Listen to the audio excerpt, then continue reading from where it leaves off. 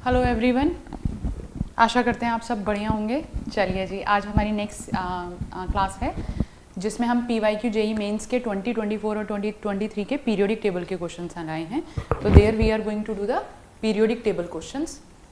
अब periodic table के question theoretical आ जाते हैं, थ्योरेटिकल ही हैं, उसमें न्यूमेरिकल तो कुछ है नहीं, but these are the question के कहीं से भी आपसे क्वेश्चन पूछे जा सकते हैं। तो मैंने कोशिश की है कि कलेक्टिवली हर तरीके के क्वेश्चन मैं यहाँ पे कवर करा दूँ। जैसे कि पहला क्वेश्चन हमारे पास में है, element E belong to the period 4 and group 16 in the periodic table. The valence shell electron configuration of the element which is just above the E. अब इसमें एक चीज ध्यान रखना कि आपको जो valence shell electron configuration of element which is above the E से ऊपर वाला बताना है। और ई जो है, ई आपका बिलोंग कर रहा है, जो भी आपका ई है दैट बिलोंग्स टू पीरियड 4 है और ग्रुप 16 है। तो सबसे पहले जो आपके पास में नंबर ऑफ पीरियड होता है वो आउटर मोस्ट शेल को रिप्रेजेंट करता है। तो आपको आप निकाल कैसे सकते हो, आप पीरियड, ग्रुप और एलिमेंट की जो भी पोजीशन है वो आप कैसे निकाल सकते हो। तो इसके लिए हमारे पास में सबसे पहले पीरियड निकालने के लिए आपके पास में पीरियड होता है number of outermost shell, number of outermost shell. तो आपकी आउटर मोस्ट शेल का जो भी नंबर है वो आपका नंबर ऑफ पीरियड होगा। उसके बाद आपका लास्ट इलेक्ट्रॉन कौन सी सब शेल में आ रहा है। अगर आपका लास्ट इलेक्ट्रॉन S में आ रहा है तो दैट विल बी S, अगर P में आ रहा है तो P, और अगर D में आ रहा है तो D। तो अगर आपका लास्ट इलेक्ट्रॉन किस में आ रहा है, अगर आपका लास्ट इलेक्ट्रॉन S में आ रहा है तो वो S ब्लॉक का होगा, अगर वो P में आ रहा है तो P ब्लॉक का है, अगर वो D में आ रहा है तो D ब्लॉक, और अगर F में आ रहा है तो F ब्लॉक। अब आपको निकालना है ग्रुप।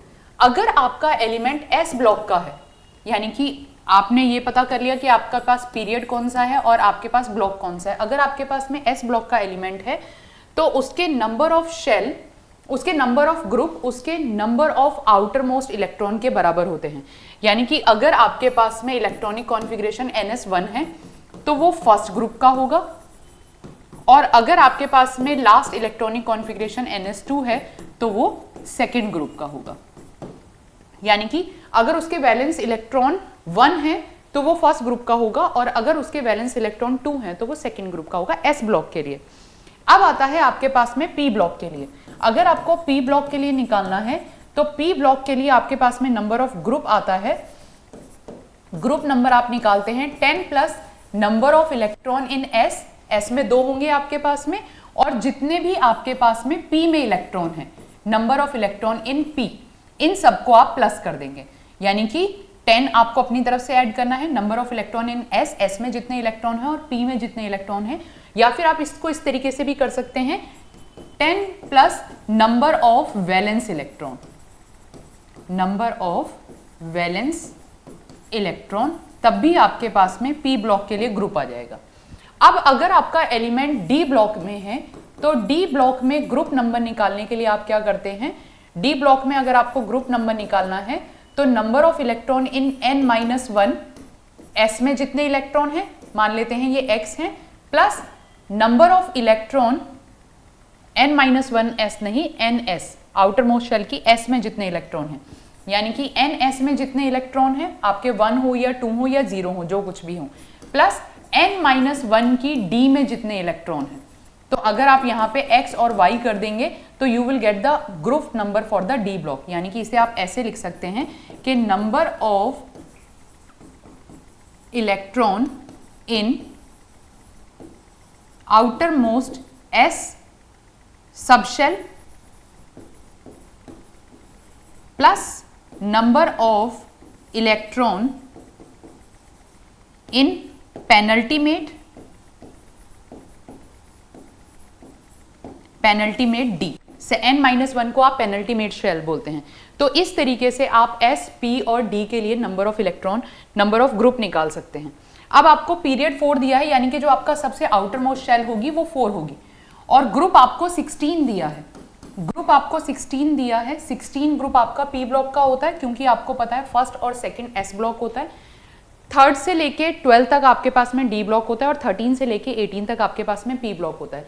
तो 16 आपका पी ब्लॉक का एलिमेंट है ये, और पी ब्लॉक का एलिमेंट है, यानी कि इसका इलेक्ट्रॉनिक कॉन्फ़िगरेशन हमारे पास में 4s2 और 4p4 होगा, क्योंकि नंबर ऑफ ब्लॉक कैसे निकालते हैं आप, 10 plus 2 plus number of group 10 plus 2 plus 4, तब आपके पास में 16 आएगा। तो आपको सबसे बाहर वाली शेल पता चल गई और पी में कितने इलेक्ट्रॉन है वो पता चल गया, एस में तो 2 ही होंगे, यानी कि ये किससे मैच कर रहा है, ये मैच कर रहा है इससे। तो ई आपका ये है। अब वो पूछ रहा है जो इससे ऊपर है, तो इससे ऊपर वाला कौन सा होगा, 3s2 3p4, क्योंकि 4s2 आपके पास में 4s2 4p4 आ गया, तो इससे ऊपर आपके पास में 3s2 3p4 होगा। तो आंसर जो आपके पास में करेक्ट आएगा वो ऑप्शन ए होगा। नेक्स्ट क्वेश्चन हमारे पास में आता है the correct increasing order of the ionic radii. Ionic radii अब हमारे पास में 2 तरीके की होती है, कैटायनिक रेडियाई और एनायनिक रेडियाई। अब कैटायनिक रेडियाई अगर आपके पास में होगी तो आप इस तरीके से देखते हैं, cation is always smaller than atom and atom is always smaller than anion. पहली चीज ये। दूसरी चीज, greater the positive charge, greater the positive charge smaller the radii, smaller the radii. और सेकेंडली आपके पास में आता है second, greater the negative charge greater the radii. यानी कि आपके पास में पॉजिटिव चार्ज जितना ज्यादा होगा साइज उतना छोटा होगा, और नेगेटिव चार्ज जितना ज्यादा होगा साइज उतना बड़ा होगा। तो अब यहाँ पे आपको क्या क्या दे रखा है, S2 नेगेटिव दे रखा है, K प्लस दे रखा है, Ca+2 दे रखा है, Cl नेगेटिव दे रखा है। यानी कि आपके पास में Cl माइनस है, Ca+2 है, K+1 है और S-2 है सल्फर। तो सल्फर के -2 चार्ज जितना ज्यादा होगा साइज सबसे बड़ा होगा, यानी कि S2 नेगेटिव आपका सबसे बड़ा है। तो S2 नेगेटिव यहाँ पे सबसे बड़ा है, यहाँ पे सबसे बड़ा है। इसके बाद में Cl नेगेटिव आएगा, क्योंकि उसके पास सिंगल नेगेटिव चार्ज है, तो ये आएगा।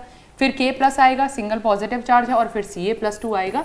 तो आपके पास में ऑप्शन डी आएगा, यानी कि greater the positive charge smaller the radii, greater the negative charge larger the radii, ionic radii. तो आप इस तरीके से इसे कंपेयर कर सकते हैं। Next you have given below are the statement, one is labelled at the assertion and other is labelled at the reason. Assertion और रीजन वाला मैंने आपको हमेशा बोला है कि आपको किस तरीके से करना है, आप असर्शन को पढ़ो, उसका रीजन अपने दिमाग में सोच लो, जो रीजन आपने दिमाग में लगाया है अगर वही आंसर है तो यानी कि असर्शन और रीजन करेक्ट है और वो करेक्ट एक्सप्लेनेशन है। तो यहाँ पे आपको दिया है the ionic radii of O2 negative and Mg+2 are same. अभी हम इस क्वेश्चन को करके आए हैं। O2 नेगेटिव की Mg+2 से सेम नहीं हो सकती है, O2 नेगेटिव की Mg+2 से ज्यादा होगी, क्योंकि नेगेटिव चार्ज है, यानी कि ये तो आपको गलत दिया हुआ है।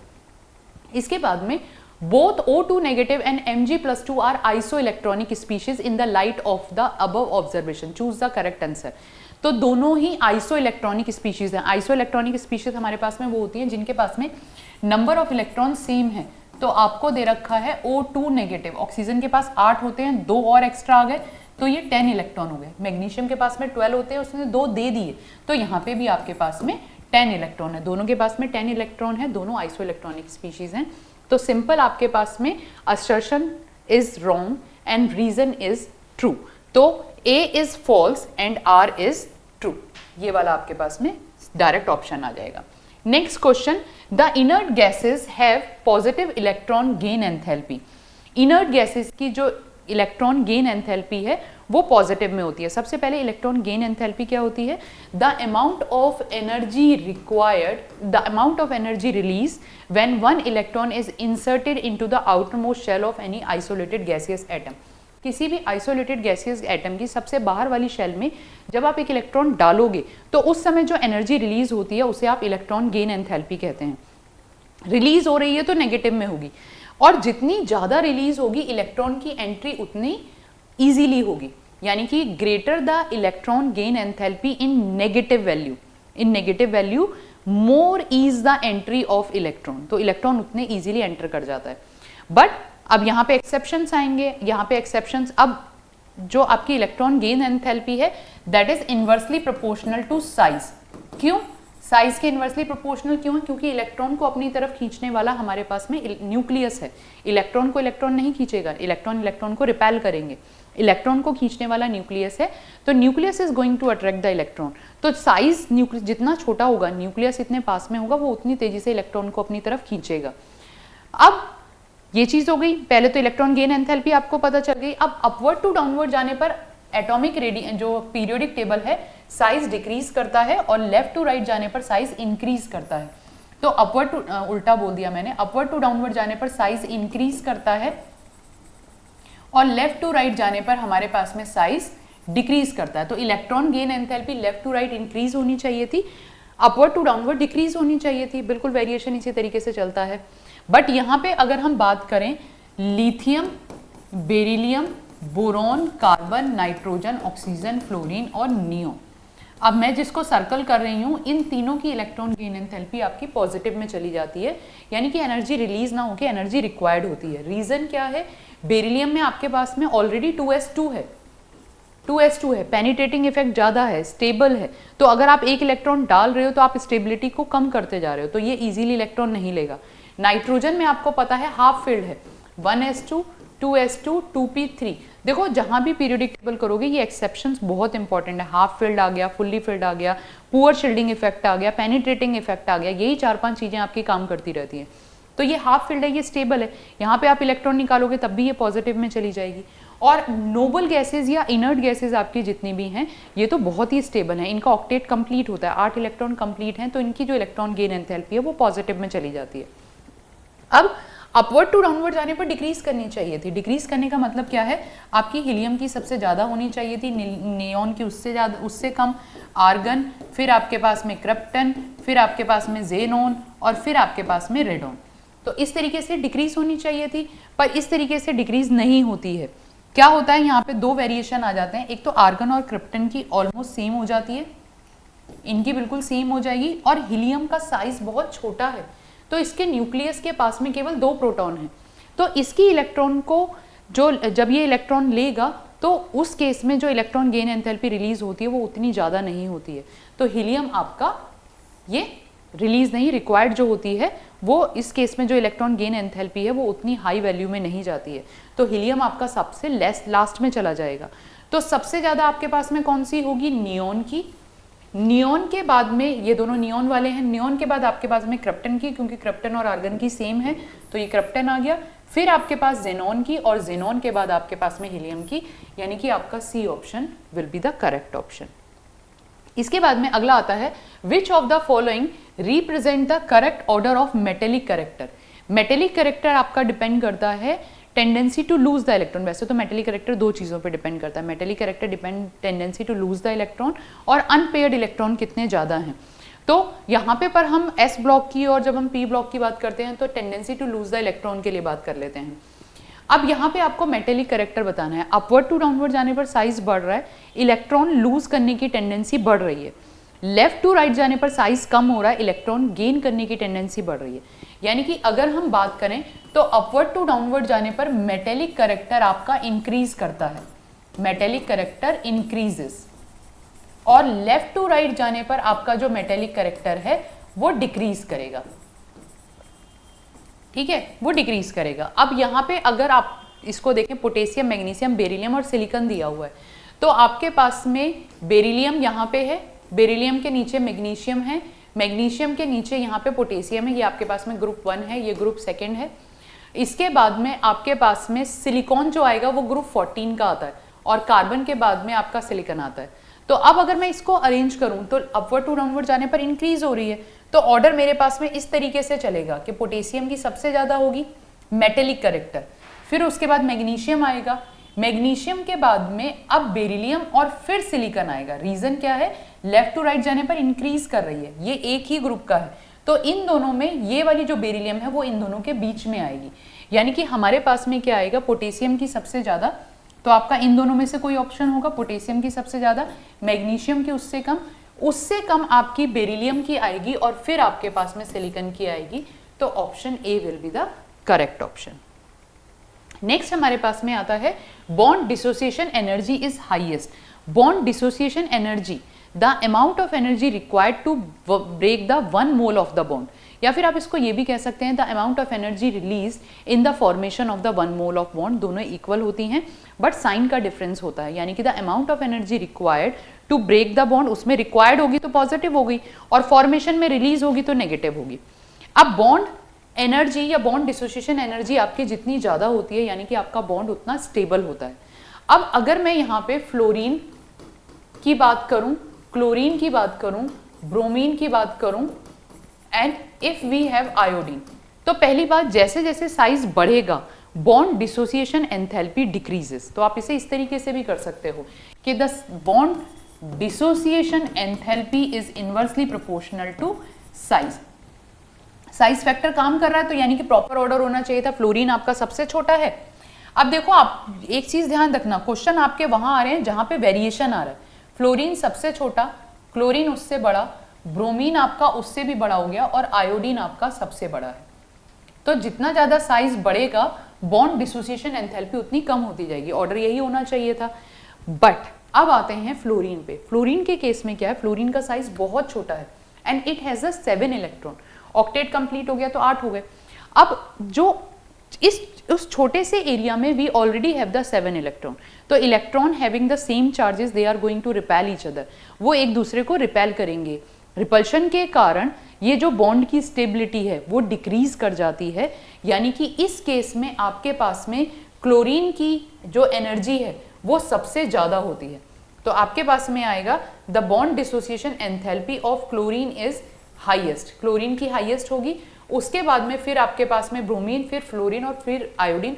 तो यहाँ से आपसे हाईएस्ट पूछा है, हाईएस्ट आपके पास में क्लोरीन की होगी, फ्लोरीन की हाईएस्ट नहीं होती है। ठीक है, तो ये एक्सेप्शन जहाँ पे भी हैं आप उस चीज को ध्यान करते हुए चल लेना कि आपके पास में फ्लोरीन की हाईएस्ट नहीं होगी। फ्लोरीन की आपके पास में ये क्लोरीन, फिर आपके पास में ब्रोमीन, ब्रोमीन के बाद फ्लोरीन और फिर आपके पास में आयोडीन आता है। तो जहां कहीं भी थोड़ा सा एक्सेप्शन आएगा क्वेश्चन उसी पे पूछा जाएगा, क्योंकि वहीं पे बच्चे थोड़ी सी गड़बड़ कर देते हैं। ओके बच्चा, अगला आता है choose the correct answer from the option given below. अब या तो आप इन सबका इलेक्ट्रॉनिक कॉन्फ़िगरेशन करो, इलेक्ट्रॉनिक कॉन्फ़िगरेशन भी कर सकते हो। आपने 37 का इलेक्ट्रॉनिक कॉन्फ़िगरेशन किया तो 37 का आप इलेक्ट्रॉनिक कॉन्फ़िगरेशन करोगे तो क्रिप्टन आपके पास में 36 होता है। तो ये आपके पास में क्रिप्टन आपके पास में आ गया।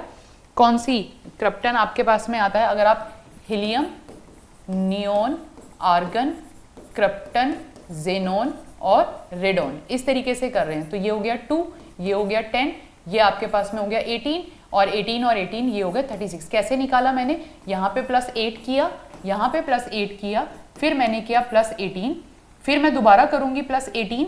तो पहले तो क्रिप्टन की बात करते हैं। First, second, third, fourth period का एलिमेंट है, यानी कि फोर्थ शेल यहाँ पे कंप्लीट हो गई तो ये जरूर आपके पास में 5s1 होगा। और क्योंकि इसका लास्ट इलेक्ट्रॉन s में आ रहा है तो ये आपका s ब्लॉक का एलिमेंट है, 37 का s ब्लॉक। अब आप करो 78 का इलेक्ट्रॉनिक क्वांटिटी। देखो एक चीज ध्यान रखना, आपको एटॉमिक नंबर याद करने ही पड़ेंगे। Periodic table you have to learn, क्योंकि जेई की तैयारी कर रहे हैं तो आपको पीरियोडिक टेबल याद होना ही चाहिए। इसमें कोई आपको नहीं कहूंगी कि ट्रिक यूज कर लो या ऐसे कर लो वैसे कर लो, नहीं। और टिप्स पे होनी चाहिए। पीरियोडिक टेबल आपकी ऐसी होनी चाहिए कि आपसे कोई कहीं से भी पूछे आपकी टिप्स पे होनी चाहिए। तो अब अगर मैं इसको दोबारा लिखूं और इनके सबके एटॉमिक नंबर मैं यहाँ पे निकाल लेती हूँ। फॉर एग्जाम्पल मेरे पास में यहाँ पे यहाँ मैं लिख रही हूँ, ये हमारे पास में है helium, neon, argon, krypton, xenon और रेडोन। तो हीलियम का आपका 2 है, इसमें +8 करो तो ये आपके पास में आ जाएगा 10, फिर इसमें +8 करोगे तो आपके पास में आ जाएगा 18 में आप +18 करोगे तो अब आपके पास में आ गया 36। तो क्रिप्टन का 36 है। ठीक है, 36 यहाँ पे फोर्थ खत्म हो गई है, ये आपकी 36 पे फोर्थ खत्म हो गई है। 18 इलेक्ट्रॉन क्यों किए हैं? 2 s के, 10 d के और 6 p के, 18 हो गए। इसके बाद में फिर दोबारा आप +18 करोगे, इसमें आप +18 करो तो 36 + 18 ये आपके पास में आ जाएगा 54। ठीक, और ये आपके 6 पीरियड यहाँ पे कंप्लीट हो गया है। और फिर आप करोगे 32 at the end, you are going to do 32 + 32 करेंगे तो आपके पास में आ जाएगा 86। ठीक। ठीक है, अब आपके पास में है 78, यानी कि 78 आपका 54 और 86 के बीच में है, 54 और 86 के बीच में है। तो या तो आप इसका इलेक्ट्रॉनिक कॉन्फ़िगरेशन कर लो, यानी कि इलेक्ट्रॉनिक कॉन्फ़िगरेशन आप कैसे करोगे, ये आपके पास में आ गया 78 में आपका आ गया जेनॉन के 54 पूरे हो गए, जेनॉन के 54 पूरे हो गए। तो अब आप क्या करोगे, 6s2 इलेक्ट्रॉनिक कॉन्फ़िगरेशन। देखो वैसे मैं इलेक्ट्रॉनिक कॉन्फ़िगरेशन से नहीं वो करती हूँ, सजेस्ट नहीं करती हूँ, क्योंकि टाइम ज़्यादा लगता है। पीरियोडिक टेबल याद होगी तो आप डायरेक्टली कर सकते हो। तो जैसे कि अगर आपके पास में 78 आएगा तो 78 अब आपका कौन से पीरियड से बिलोंग करता है वो आपको पता होना चाहिए, कौन से पीरियड से कौन से ब्लॉक से बिलोंग करता है। तो 78 मुझे पता है वो डी में आता है, प्लैटिनम है 78, तो ये आपके पास में आएगा डी में। इसके बाद में आपके पास में आता है 52 अब आपके पास में आएगा पी ब्लॉक में, क्योंकि ये रहा मेरे को 54 यहीं पे दिख रहा है, तो मुझे पता है 52 यहीं इसके आसपास होगा। और फिर 65 तो ये एफ ब्लॉक में, यानी कि ए का आपके पास में आएगा फोर्थ ऑप्शन, इन दोनों में से कोई एक होगा। बी का आपके पास में आएगा सेकेंड ऑप्शन, सी का आपके पास में आएगा फर्स्ट ऑप्शन और डी का आपके पास में आएगा थर्ड ऑप्शन। अब मैं यही सजेस्ट करूंगी कि आप इलेक्ट्रॉनिक कॉन्फ़िगरेशन याद कर मतलब से ना करो, आप पीरियोडिक टेबल से करो, टाइम कम लगता है, फटाफट हो जाता है। अब आता है ND+2 निबोडियम।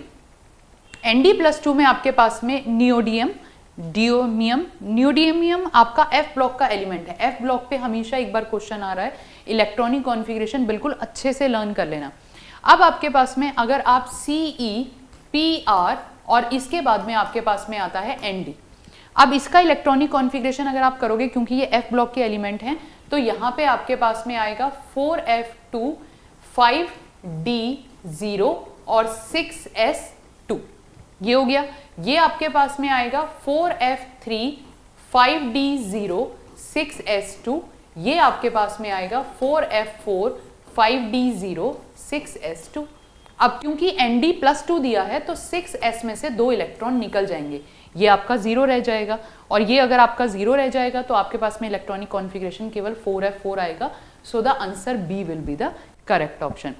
ND+2 का पता होना चाहिए, इसके अलावा आपके पास में GD का पता होना चाहिए, गैडोलियम का, यूरोपियम का पता होना चाहिए, EU, क्योंकि उसमें हाफ फील्ड जो यहाँ पे भी आ रहे हैं, F7 जहाँ पे भी आ रहे हैं, वो अधिकतर पूछा जा रहा है आपसे, तो वो सारे आपको लर्न होने चाहिए। तो ये मतलब ये एक टिप ले लो कि ये करना ही करना है, F7 किस किस में हो रहा है ये आपको पता होना चाहिए।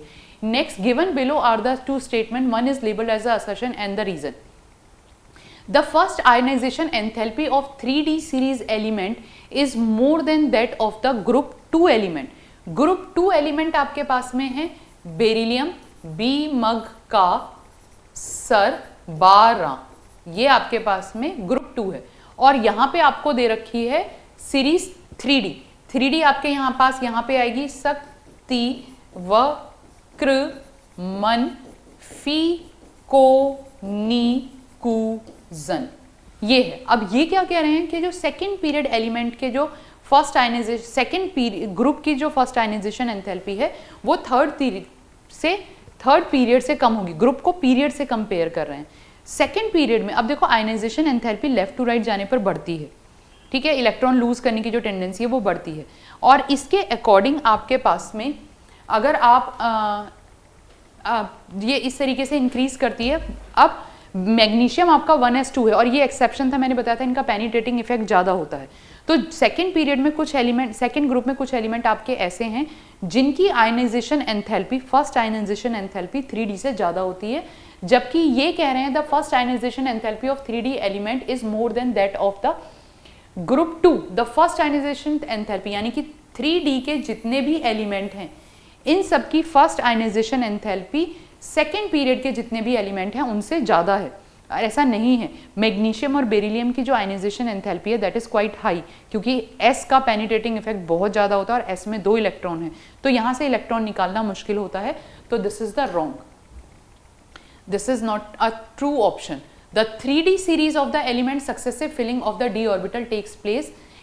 So in 3D series of elements successive filling of the d electron takes place. बिल्कुल सही है। d इलेक्ट्रॉन में जो सक्सेसिव फिलिंग से मतलब क्या है, यहाँ पे आपका d1 होगा, यहाँ पे आपका d2 होगा, d3 ये एक्सेप्शन है, d5, d6, D7, D8, D10, D10, तो सक्सेसिव 1 1 1 करके इंक्रीज करता जा रहा है, दैट इज करेक्ट। यानी कि ए आपका फॉल्स है और R is the true, so the option C will be the correct option. इसके बाद में अगला क्वेश्चन आता है हमारे पास में, ये मैंने यहाँ पे एक टेबल लगाई है, ये एनसीईआरटी की एक टेबल है, लर्न कर लेना बहुत इंपॉर्टेंट है। पहले ही बता रही हूँ एक चीज, जहां जहां इंपॉर्टेंट बता रही हूँ उन चीजों को बहुत अच्छे से कर लेना, तो क्वेश्चंस आपके अब बहुत चीजें आपको हेल्प करेंगी, क्योंकि अभी तो मैंने स्टार्टिंग करी है, तो दैट्स वाई अभी मैं ज़्यादा कोई वर्ड नहीं बोलूँगी कि नहीं जो मैंने इंपॉर्टेंट बताया देखा यहाँ से या वहाँ से, बट हाँ जहाँ जहाँ मैं इंपॉर्टेंट लिख रही हूँ दैट्स वेरी इंपॉर्टेंट, ओके, क्योंकि एक्सपीरियंस का भी बहुत फर्क पड़ता है। तो अगला हमारे पास में आता है the electron gain enthalpy of the element denoted by. अब इलेक्ट्रॉन गेन एंथैल्पी आपकी नेगेटिव में है, कुछ ही एलिमेंट को छोड़ के बाकी आपकी नेगेटिव में, फ्लोरीन क्लोरीन दे रखा है, सल्फर सिलेनियम दे रखा है, आयोडीन और एटीए दे रखा है, टेलुरियम और पोलोनियम दे रखा है। तो यहाँ पे इनकी अगर आप देखेंगे तो नेगेटिव में है, और अब चीज़ हमारे पास में नेगेटिव में वैल्यू अगर बढ़ती है तो वो डिक्रीज होती है, यहाँ पे ये वाला फैक्टर काम करता है। अब देखो यहाँ पे फ्लोरीन की क्लोरीन से ज़्यादा दे रखी है, फ्लोरीन की क्लोरीन से ज़्यादा है, तो फ्लोरीन की आपकी -328 है और क्लोरीन की -349 है। नेगेटिव में वैल्यू बढ़ रही है, बट नेगेटिव में जब वैल्यू बढ़ती है तो एक्चुअल में वो आप क्या कहते हैं एनर्जी डिक्रीज, मतलब वैल्यू कम हो रही है। तो मैथ्स के अकॉर्डिंग हम इसको सॉल्व करेंगे, फ्लोरीन की क्लोरीन से ज़्यादा है, दैट इज करेक्ट, क्योंकि नेगेटिव में वो वैल्यू कम है तो वो ज़्यादा होगी। इसके बाद में सल्फर की सिलेनियम से कम है। अब अगर आप सल्फर और सिलेनियम की देखेंगे तो सल्फर की 200 है और इसकी सिलेनियम की 195 है, ये भी आपको करेक्ट दे रखा है, सल्फर की ज़्यादा है और सिलेनियम की, पर सल्फर की -200 है तो ये कम होगी, और वो 195 है वो ज़्यादा होगी, यानी कि ये आपको रॉन्ग ऑप्शन दे रखा है। अब एटी और आयोडीन, एट्रियम और हेलोजन की देखिए यहाँ पे आयोडीन की 295 है, इसकी 270 है, तो 80 की ज़्यादा है और ये कम है, दैट इज करेक्ट ऑप्शन। इसके बाद में आपको टीई और पीओ की दे रखी है, पीओ की ज़्यादा है और टीई की कम है, that is the correct option. तो यहाँ पे आपके जो पास जो रॉन्ग ऑप्शन है, क्योंकि उन्होंने इनकरेक्ट ऑप्शन पूछा है, दैट इज बी। थोड़ा ट्रिकी क्वेश्चन था ये वाला। Group 13 element react with O2 in amorphous form to form oxides of M2O3। तो ग्रुप 13 के जो एलिमेंट हैं वो ऑक्सीजन के साथ रिएक्शन करके ऑक्साइड बनाते हैं, ये पता है हमें, ये ऑक्साइड बनते हैं। अब जो ऑक्साइड्स जो होते हैं, ऑक्साइड्स का जो बेसिक कैरेक्टर है, अपवर्ड टू डाउनवर्ड जाने पर बेसिक कैरेक्टर इंक्रीज करता है और लेफ्ट टू राइट जाने पर एसिडिक कैरेक्टर इंक्रीज करता है ऑक्साइड्स का। यानी कि अगर मैं ऑक्साइड्स की बात करूं तो ऑक्साइड का on moving upward to downward basic character increase करेगा, बेसिक कैरेक्टर इंक्रीजेस, और लेफ्ट टू राइट जाने पर एसिडिक कैरेक्टर इंक्रीज करेगा, एसिडिक कैरेक्टर। तो इसीलिए फिर बीच में तुम्हारे पास में एमॉर्फस आ जाते हैं, एम्फोटेरिक्स आ जाते हैं। तो अब इन्होंने पूछा which among the following is the basic oxide, most basic oxide, upward to downward जाने पर इंक्रीज कर रहा है। 13 ग्रुप बलग इंटल है, BAl G इन टल, सबसे ज्यादा कौन सा होगा, जो सबसे नीचे है, तो सबसे नीचे Tl है, यानी कि इस वाले ऑक्साइड का जो बेसिक कैरेक्टर है वो सबसे ज्यादा होगा। दैट वाज इजी क्वेश्चन, बहुत अच्छा इजी क्वेश्चन था मतलब। अगला आता है the correct order of the electronegativity of the given element. यहाँ पे थोड़ी सी गड़बड़ थी, अगर आपको इलेक्ट्रोनेगेटिविटी याद है तब तो आप इसे करेक्ट तरीके से कर सकते थे, अदरवाइज फिर यहाँ पे बहुत प्रॉब्लम हो जाएगी इस क्वेश्चन में। अब इलेक्ट्रोनेगेटिविटी लर्न, सबसे पहली बात इलेक्ट्रोनेगेटिविटी होती क्या है, tendency to attract the shared pair of electron, shared pair को अपनी तरफ खींचने की जो टेंडेंसी है that is called electronegativity. Left to right जाने पर बढ़ती है, अपवर्ड टू डाउनवर्ड जाने पर डिक्रीज होती है विदाउट एनी वेरिएशन। तो इलेक्ट्रोनेगेटिविटी आपके पास में, electronegativity on moving upward to downward that decreases, ये आपके पास में डिक्रीज करती है और लेफ्ट टू राइट जाने पर इंक्रीज करती है। और कुछ वैल्यूज तो आप याद कर लो, जैसे कि क्योंकि ऑर्गेनिक केमिस्ट्री में बहुत काम आती है, carbon, nitrogen, oxygen, fluorine. Fluorine is the most electronegative element. फिर आपके पास में आया chlorine, bromine, iodine, oxygen, sulphur, nitrogen, phosphorus. अब आपको दे क्या क्या रखा है, आपको दे रखा है कार्बन, ये दिया हुआ है, फिर आपको दिया हुआ है ब्रोमीन, ब्रोमीन है, और फास्फोरस है और AT भी दे रखा है। ग्रुप 17 वाले जो एलिमेंट हैं इनकी इलेक्ट्रोनेगेटिविटी हाईएस्ट ही होगी क्योंकि लेफ्ट टू राइट जाने पर इंक्रीज कर रही है। अब कार्बन की आपके पास में 2.5 होती है, ये तो थोड़ी सी वैल्यू आपको याद होनी चाहिए, 2.5, 3, 3.5 और 4। फिर यहाँ पे आप नीचे चलेंगे तो ये ऑलमोस्ट 3 के आसपास हो जाएगी, 3 पॉइंट के आसपास। ये आपके पास में 2.9 के आसपास आ रही है, ये आपके पास में 2.5 या 2.6 या 7 के आसपास आ रही है, और ये वाली वैल्यू आपके पास में 2.2 के आसपास आ रही है, तो दैट इज 2.2। अब तो हमें कार्बन और AT का पता चल गया, ठीक है। अब आते हैं फास्फोरस में। तो फास्फोरस में जब आप नाइट्रोजन से नीचे चलोगे तो नाइट्रोजन की आपके पास में 3 है, तो फास्फोरस की आपके पास में 2 पॉइंट के आसपास हो जाती है। तो यानी कि यहां से देख के हमें ये पता चलता है कि AT की फास्फोरस से हल्की सी ज़्यादा है। बट ये क्वेश्चन आप तभी कर सकते थे जब आपको इतना बेसिक, मतलब इतना डिटेल में पता है, अदरवाइज आप नहीं कर पाओगे। तो आपके पास में जो सबसे ज़्यादा आ रही है, यहाँ पे आपके पास में सबसे ज़्यादा आएगी ब्रोमीन की 2.9, ब्रोमीन के बाद आपके पास में आएगा कार्बन, कार्बन के पास में AT, और AT के बाद में आपके पास में फास्फोरस। तो आपके पास में ऑर्डर आएगा ये वाला, ठीक है। तो इसमें थोड़ा सा ट्रिकी क्वेश्चन था ये, थोड़ा सा आपको देखिए, एक तो ये चीज आपको पता होनी चाहिए कि AT की 2.2 और ये AT की इन्होंने कार्बन से कम दे दी है। कार्बन की यहाँ पे अगर तुम ये वाला ऑर्डर लेके चलते कि ब्रोमीन की, तो तुम्हें पता ही चल जाता कि ब्रोमीन की सबसे ज्यादा है, यानी कि इन दोनों में से कोई एक ऑप्शन करेक्ट था। अब यहाँ पे कार्बन की सबसे कम नहीं हो सकती है, 2.5 कार्बन की इतनी कम नहीं होगी। तो ये चीज, ये थोड़ा आपको लॉजिक लेके चलना पड़ेगा, ठीक है। अच्छा क्वेश्चन था, तो यही क्वेश्चन फिर डिसाइड कर देते हैं। तो थोड़ी सी इलेक्ट्रोनेगेटिविटी अगर आ रही है तो इलेक्ट्रोनेगेटिविटी लर्न करना बहुत बड़ी चीज़ नहीं है, इजीली एक छोटा सा टेबल बनाओ और इलेक्ट्रोनेगेटिविटी कुछ की आइडिया ले लो, तो तुम्हें पता चल जाएगा कि कहाँ पे किसकी कम है। इसके बाद में आता है given below are the 2 statement, one is वही असर्शन और reason, the energy required to form Mg+2 from Mg is much higher than required to Mg+1। Yes, बिल्कुल करेक्ट है। जब भी आप एक इलेक्ट्रॉन के बाद में दूसरा इलेक्ट्रॉन निकालते हैं तो आयनाइजेशन एनर्जी बहुत हाई होती है, और इस केस में काफ़ी हाई है क्योंकि वही आपका S ब्लॉक है, पेनिट्रेटिंग इफेक्ट ज़्यादा है, न्यूक्लियस के बहुत पास में है। तो इसके लिए जब आप सेकेंड आयनाइजेशन एंथैल्पी निकालेंगे वो आपकी फर्स्ट आयनाइजेशन एंथैल्पी से ज़्यादा होगी, that is the correct option. ये नॉर्मली भी वैसे भी ज़्यादा होता है, इन्होंने मच हायर कहा तो हायर तो है ही है, आपको तब भी ये आइडिया लग गया, that is correct. Mg+2 is a small ion and carry more charge than the Mg+1 in light of the above statement। बिल्कुल सही है, Mg+2 का साइज और छोटा है and it carry the more positive charge, वो ज्यादा पॉजिटिव चार्ज को भी कैरी कर रहा है, so that's why that is the correct explanation, इसलिए उसकी ज्यादा भी हो जाती है। तो assertion A and R, assertion is correct, R is also correct and R is the correct explanation।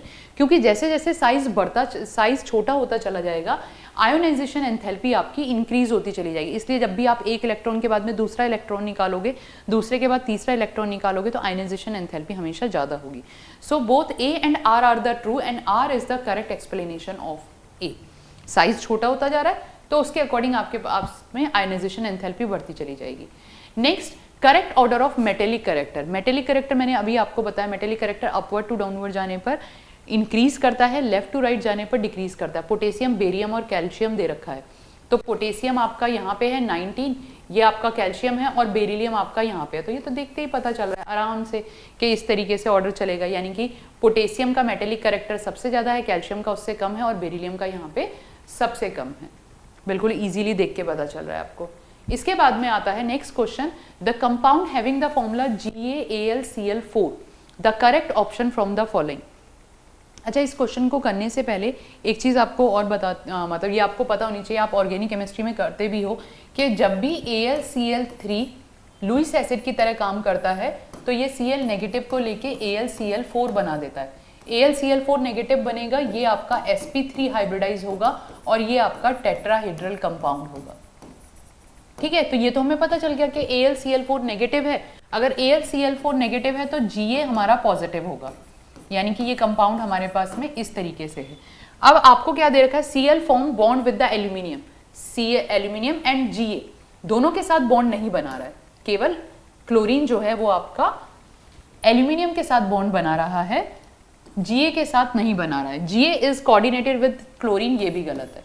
इसके बाद में oxidation state of gallium in salt is +3 भी नहीं है, +1 है। वो आपको देख के पता चला क्योंकि AlCl4 नेगेटिव बनेगा तो Ga पे +1 आएगा। अब आपके पास में Ga is more electronegative than aluminium and is present as a cationic part of the salt. बिल्कुल करेक्ट है, cationic part of the salt है। And the electronegativity of gallium is more than aluminium, poor shielding effect का काम आ जाता है यहाँ पे, और इसके साइज में भी वेरिएशन आता है, तो साइज के लिए भी इंपॉर्टेंट। तो गैलियम बहुत इंपॉर्टेंट है, गैलियम में आपके एक्सेप्शंस काम करते हैं, वो एक्सेप्शंस आपको याद करने हैं। तो मैं यहाँ पे लिख देती हूँ गैलियम इज इंपॉर्टेंट। गैलियम में आपके पास में एटॉमिक साइज का भी वेरिएशन आएगा। इसके बाद में आयनाइजेशन एंथैल्पी का तो यहाँ पे क्वेश्चन आया ही हुआ है, और तो उसके अकॉर्डिंग इसमें काफ़ी फैक्टर आ जाते हैं। तो गैलियम को अच्छे से पढ़ लेना। गैलियम लिक्विड स्टेट में भी प्रेजेंट करता है। अगर आप थोड़ा सा गर्मियों के दिन हो, टेम्परेचर हल्का सा बढ़ जाए तो it exist as a liquid at room temperature. ठीक है जी बच्चा। इसके बाद में अगला क्वेश्चन आता है, the element boron, carbon, nitrogen, lithium, beryllium, oxygen and fluorine, correct order of the first ionization enthalpy. First ionization enthalpy, the amount of energy required to take out one electron from the outermost shell of any isolated gaseous atom. किसी भी isolated अकेले gaseous atom की सबसे बाहर वाली shell में से जब आप एक इलेक्ट्रॉन निकाल रहे हो तो उस केस में जो एनर्जी चाहिए उसे आप ionization enthalpy कहते हो। साइज के इन्वर्सली प्रोपोर्शनल होगी, क्योंकि साइज जितना बड़ा होगा इलेक्ट्रॉन को निकालना उतना ही ईजी होगा। ठीक है, तो ये भी पता चल गया। अपवर्ड टू डाउनवर्ड जाने पर साइज बढ़ रहा है तो आयनाइजेशन एंथैल्पी डिक्रीज होगी, लेफ्ट टू राइट जाने पर डिक्रीज हो रहा है तो आयनाइजेशन एंथैल्पी इंक्रीज होगी, ये भी ठीक है। अब वेरिएशन मैंने बोला कहाँ कहाँ वेरिएशन आते हैं, पेनिट्रेटिंग इफेक्ट आ गया, हाफ फील्ड आ गई और फुल्ली फील्ड आ गई। तो अब यहाँ पे अगर मैं इसको इस तरीके से लूँ कि मुझे पता है lithium, beryllium, boron, carbon, nitrogen, oxygen, fluorine, ये है। ऑर्डर क्या होना चाहिए थे, लेफ्ट टू राइट जाने पर इंक्रीज करनी चाहिए थी इस तरीके से। पर 15 ग्रुप को ध्यान कर लो आप, सेकेंड पीरियड को ध्यान कर लो, सेकेंड ग्रुप को ध्यान कर लो, 15 ग्रुप को ध्यान कर लो, ये बहुत इंपॉर्टेंट बन जाएंगे। बेरिलियम में पेनिट्रेटिंग इफेक्ट है, तो बेरिलियम की पेनिट्रेटिंग इफेक्ट क्या होता है कि अगर आपके पास में, अब बेरिलियम का मैं इलेक्ट्रॉनिक कॉन्फ़िगरेशन करूं तो 1s2 2s2 है।